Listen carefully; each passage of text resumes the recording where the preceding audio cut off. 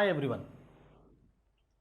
So in the last session, we have come across what is a stack and how to make use of a stack and what are all the operations of a stack and then how to implement the stack operations, isn't it? Right. So there we have the operations like push, pop, is empty, is full and view stack. Of course, peek. These are the operations what we have seen, isn't it? Now, let us move on to the applications of stack. In the last session, we have discussed plenty of applications of stack, isn't it? Let us list out, recall them once.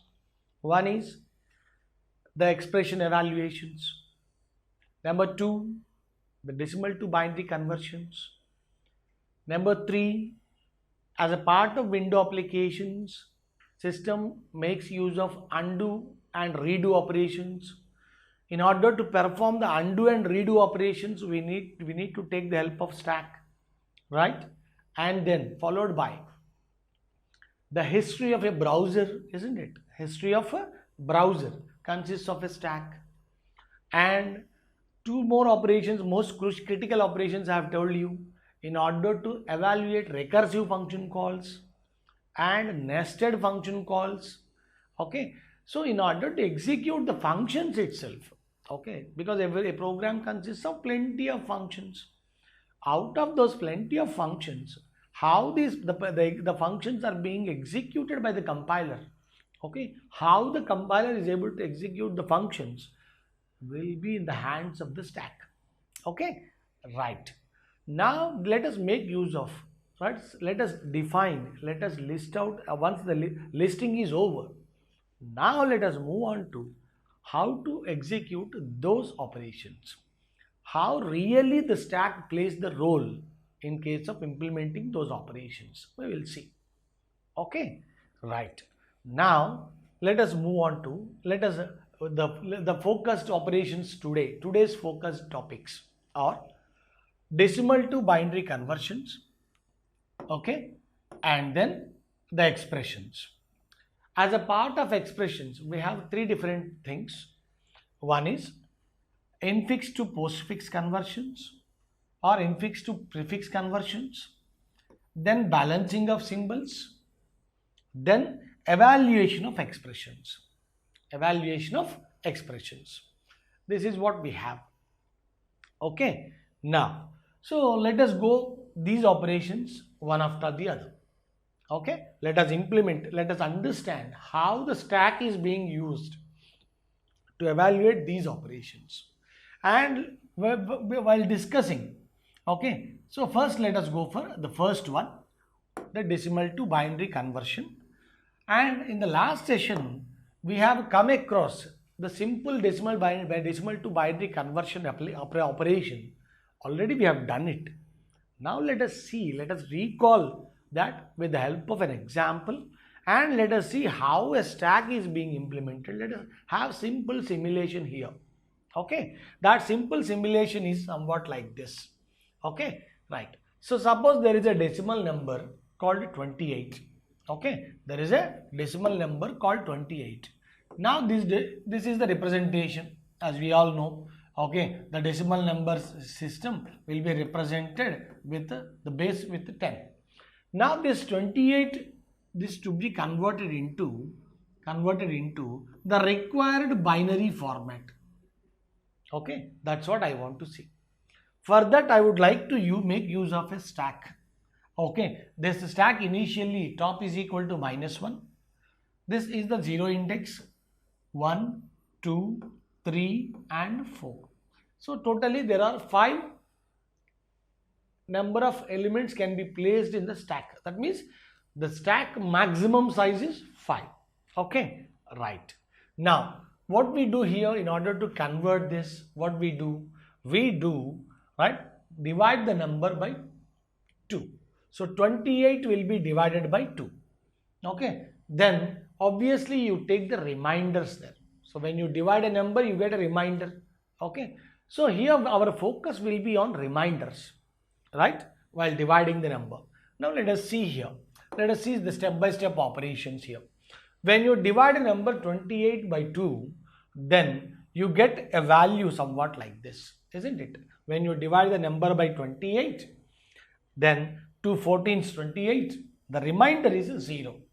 Now you kept the remainder 0, okay, in the first place, right? You kept the remainder 0 in the first place. That means when you divide this number by 2, you get 0. 0 is the remainder. I place this 0 in the stack.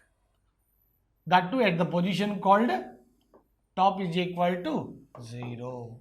At the position called top is equal to 0.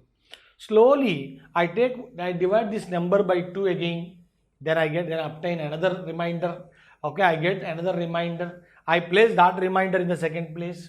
Okay, and again I divide one more time. I get another remainder. That will be next place, next place, next place, next place. That means as we recall, a stack follows last in, first out. A stack is a linear data structure where all the operations are performed in last in, first out order. Okay, fine. Now see the same. When you divide this number by 2, right? Now you got value remainder 0. That remainder is kept in 0th place. Then see the next one. When I divide this number by 2 again, okay, now 28 divided by 2, you got 14, remainder is 0. Next 14 got divided, 14 got divided by 2, then you got the 7, remainder is 0. The second remainder is kept in the second position, the top. Now slowly see, the top is creeping up, okay, right. Now next go for the next one. When I go for division, another element by 2, 7 by 2, right? Then obviously you get 2 3s are 6, 1 is remainder. Okay, 2 14s 28, 0 remainder, 2 7s 14, 0 remainder, 2 3s 6, 1 remainder. Now this remainder is kept in the next place. Now 2 1s 2, 1 is remainder, that is also kept in the first place. Then the next one, right? Next when you divide the number by 2, then you got the next remainder value called 1. Now slowly see how the data is being incremented and decremented. When you see that, then you come to know one after the other the values like this. Okay, so initially it is like this. Slowly as I keep on moving, see this, one by one, right? The reminders are getting into the top, and simply all the reminders are there in the stack. Now the interesting fact of stack is the stack allows you to perform the operations top to bottom, isn't it? When you perform top to bottom operations, obviously from the topmost element to the bottommost element, I just keep on accepting one value at a time. I take this 1, then this 1, then this 1, then this 0, and again the 0. So 1 1 1, right, 0 is the equivalent binary, right, isn't it? That's what we know, right? When we talk about so 2 power 0, 2 power 1, 2 power 3, right, 2 power 4, right, and 2 power 5. Okay, now this is 16, this is 2 power 5. So this 16 plus 8 plus 4 plus 0 plus 0, total 28. So 1 1 1 0 0. Okay, wherever 1 is there, just try to add those numbers. That's we all know. We already know, right? 16 plus 8 plus 4, total the value is 28. I think you got it. Okay, now let us implement, right? Let us implement simple code for this. I think you got it. Now let us implement simple code for this. In order to convert this, so a manual stack can be taken. Okay, a manual stack can be taken without any problem. In a similar way, a default stack which is already there in the memory, which is already there in the library, can be adopted. Okay, either of the way, either you take the manual stack or you can take the existing library stack. Okay, here I'm making an attempt to tell you how to make use of the available stack, library stack. Okay, instead of going for manual process, okay, I would like to give you an idea, okay, how to make use of the library already existed. So a predefined library which is already existed, let us make use of. Okay, so now my attempt is on the basis of a simple C++ application. Okay, simple C++ application. Now that simple C++ application, it consists of a default stack in terms of a library. A default stack in terms of library. Okay, there is a template library. Okay, default template library, standard template library, right? We have, okay, in C++. Now that standard template library can be used. Okay, so what is that standard template library here? See this. In this example, you can understand. Okay, in this example, right, as per C++ is concerned, in C++ there is a default standard template library we have, which is called as a stack. Okay, so this stack is a template library object, a standard template library object, for which I have created STK as an object. STK is an object, and this is a template class template, which is called as, okay, class template. This is a class template. As we all know, C++ templates always accept generic data. It works for any kind of data. So I would like to just try to recall you what exactly a template is. Okay, in a template, normally a normal function, right, works on integer type data. Okay, so instead of writing different functions, okay, I have add. There are two functions like this. I have add of integer comma integer. Okay, add integer comma integer. Now I want to have another function to add double comma double. For all individual data items, we are going to have individual functions. That is a quite regular concept. As a regular concept, right? We have different functions. This is called function overloading. So in order to perform one simple operation like add, okay, we have two functions here. Okay, so instead of having two different functions, I resolve, okay, with one function. I solve this problem with one function that works for any kind of data. That is called a template. Okay, template means it's a generic function. Generic function means it is not based on the particular data that we all know. Okay, I'm trying to recall the things. Okay, a template function or function template always works on generic data. So it doesn't address, it doesn't confine itself to one type of data.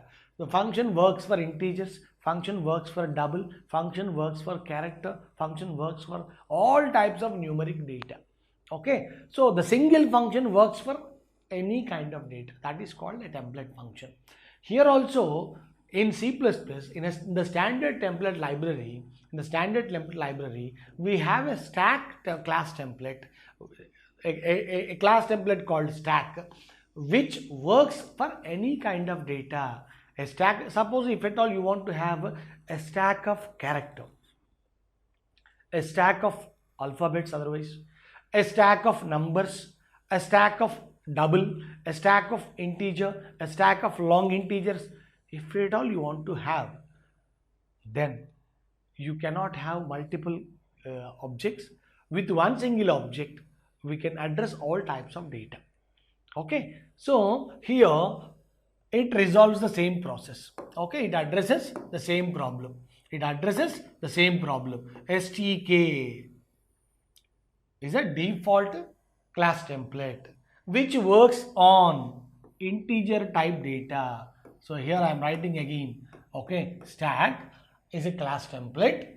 Okay, and STK is the object. Okay, and which works on integer type data only. Okay, in the Angular braces, I mentioned the type of the data. If I mention the type of the data as a character, the stack works on characters.